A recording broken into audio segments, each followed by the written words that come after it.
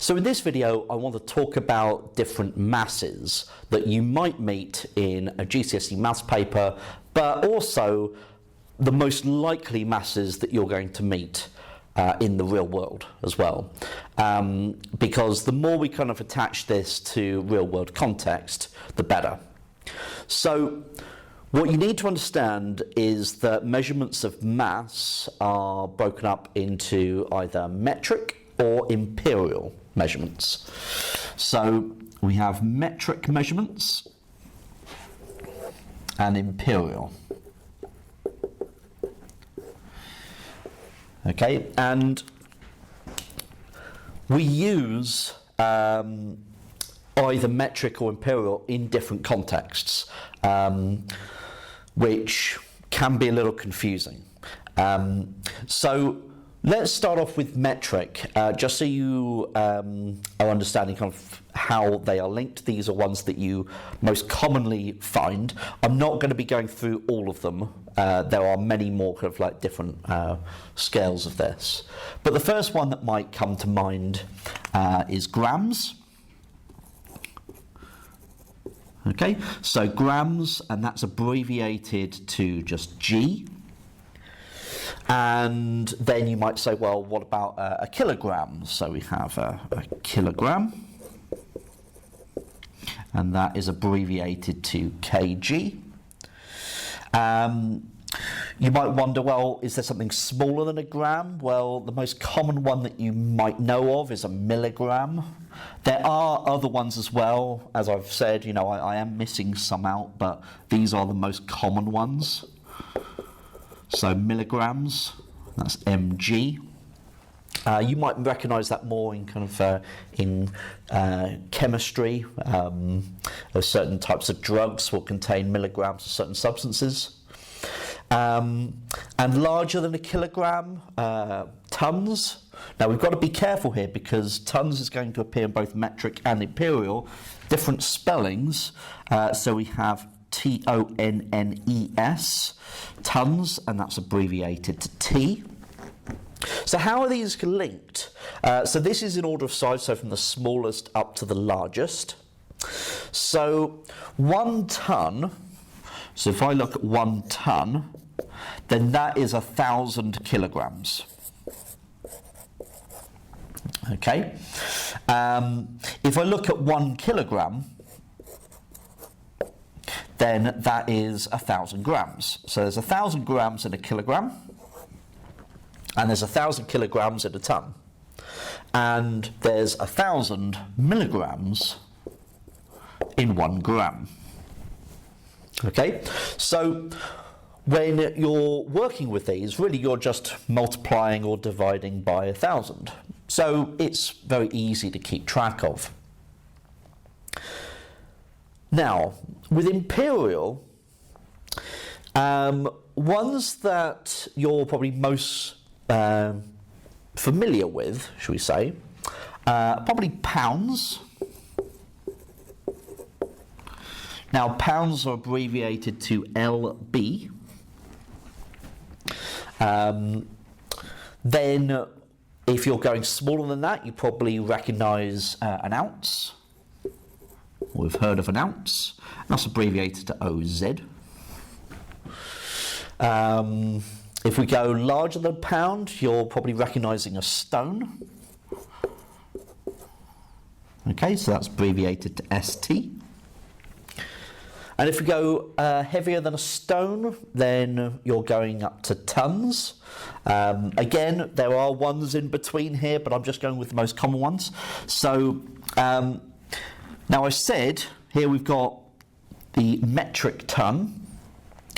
Now in the imperial side, when we refer to an imperial ton in the UK, if you look it up online, you will find it said as a long ton, as opposed to a short ton, which is used in the US, I think. So short ton's different to a long ton, which makes it even more confusing. And a ton here is spelt T-O-N rather than T-O-N-N-E So this is 1 tonne. Its abbreviation, because it's a long ton, is LT. Now, how are these connected? Well, this is where it becomes a little bit more complicated for us. Well, 1 pound contains 16 ounces. Okay, so 16 ounces is 1 pound. And then you might think, right, how many pounds are there in a stone? Well, there are 14 pounds in a stone. So 14 pounds makes up 1 stone. And then, well, what about a tonne then? How many stone in a tonne? Well, there's 160 stone in a tonne. Or otherwise, it's 2,240 pounds in a tonne. So we could write that down as well. 2,240 pounds in 1 long tonne.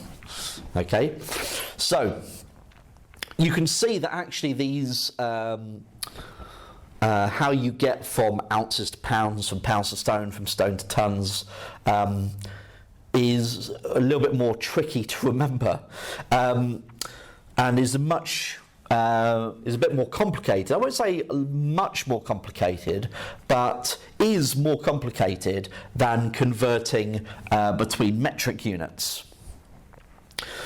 Now, the thing about this is that in GCSE Maths, you need to be aware of both metric and imperial units, because essentially, and it's important in life as well, because you will see things measured in different ways. There is no just one, we just use metric or we just use imperial, yet, I should say. Because in the terms of mass, when you're talking about how heavy somebody weighs, usually in the UK we talk about stone,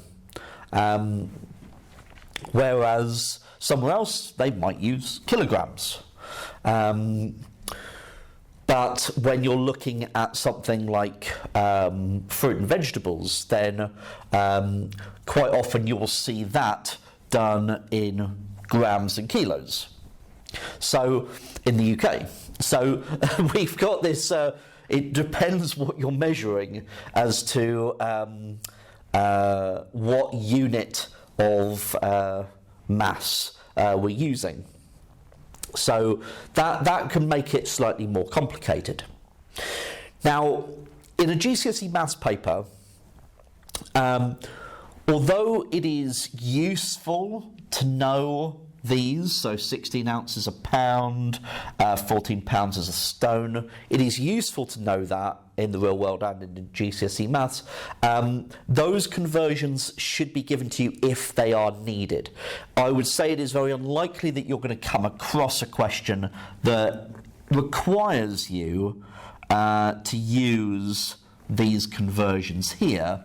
It will be more like a conversion from metric to imperial or vice versa.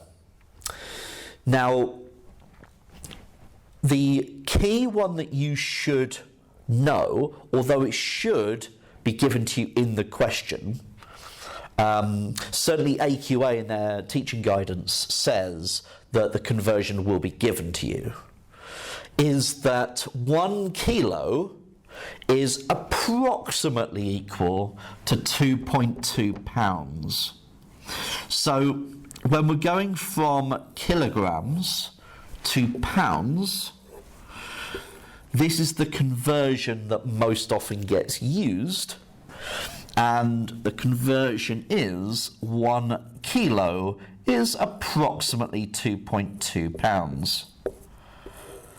Now, that is a conversion that I would, if I was going on to do GCSE Maths again, that is one that I would want to remember going into the exam. But as I said, it should be given to you if you were to need it. Okay, so this allows you to then convert 20 kilos into pounds by multiplying 2.2 by 20. So it allows you to do those kind of conversions from metric to imperial. Okay, so the more familiar you are with the different masses that are used in metric and imperial, the better.